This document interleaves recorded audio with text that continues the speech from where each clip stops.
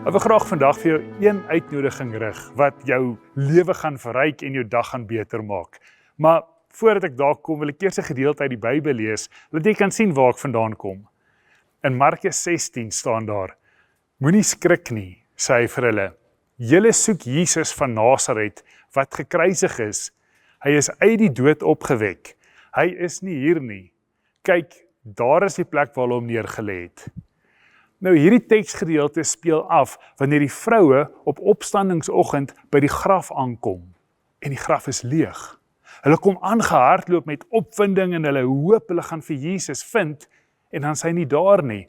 Hulle kom met reukolie om sy liggaam te gaan balsem. Dis iets wat hulle doen uit gewoonte of uit gebruik, iets wat hulle nie kon gedoen het vroeër nie, want dit was die Sabbat gewees en nou wil hulle dit graag gaan doen. En in hierdie ritme van gehoorsaamheid en gebruike, kom hulle af op hierdie leë spasie en hulle staan teleurgesteld.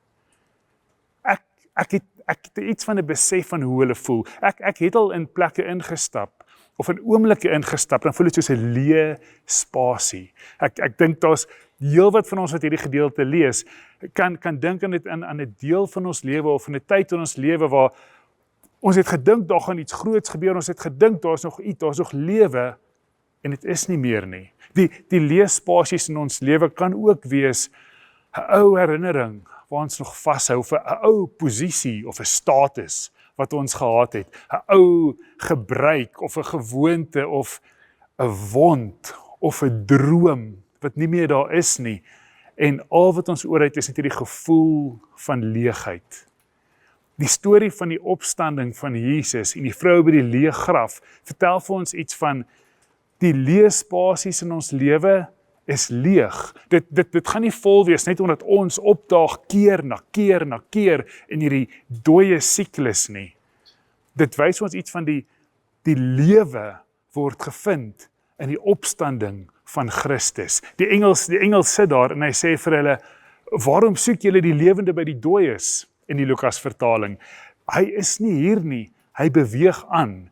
Daar's 'n uitnodiging in hierdie gedeelte wat ons nooi om dinamies agter die lewende Jesus aan te gaan, om te gaan dink, maar waar in ons lewe het ons dalk vasgeval in 'n gewoonte wat leeg geraak het, wat dood geraak het, wat ons nie meer vir God vind nie.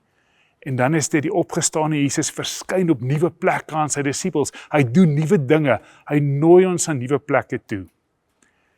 So ek wil jou graag uitnooi vandag.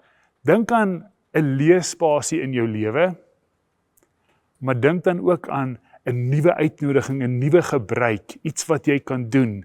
Dalk 'n manier jy die Bybel lees, of 'n nuwe manier van bid, of 'n nuwe verhouding waar ons vir Christus gaan vind en iets van die opgestane Jesus gaan ervaar. Kom ons sluit die oor en bid ons saam.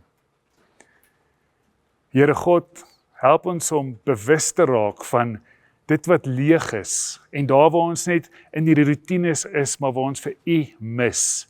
En Here, nooi ons om agter U te kan aanbeweeg, daar waar U opgestaan het en 'n nuwe hoop bring en nuwe dinge doen.